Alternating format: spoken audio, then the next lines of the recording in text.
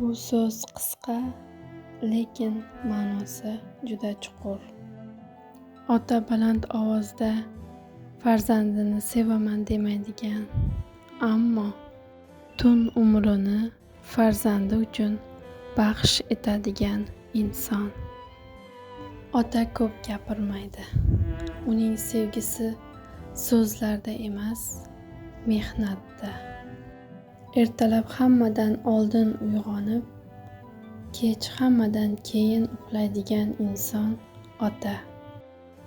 U charchaganini aytmaydi, og'riqlarini ko'rsatmaydi.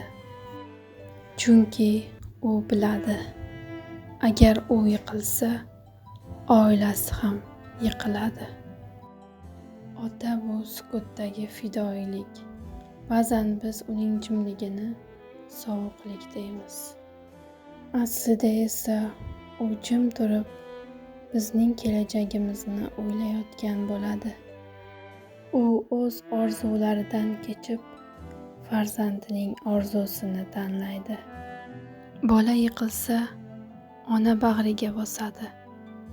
Ota esa oyoqqa turg'izishni o'rgatadi. Shuning uchun ota ba'zida qattiqdek tuyuladi. Ammo uning har bir qattiqligi ortida farzandi hayotda sinmasin degan niyat yotadi. Eng achinarlisi shundaki, ko'p odamlar otasining qadrini kech anglaydi. Ota bor uyda qo'rquv kam bo'ladi. Ota bor uyda umid so'nmaydi. Bugun bu nutqni eshitayotgan har bir insondan bitta iltimosim bor. Agar otangiz tirik bo'lsa, uning yoniga boring. Ko'p so'z kerak emas.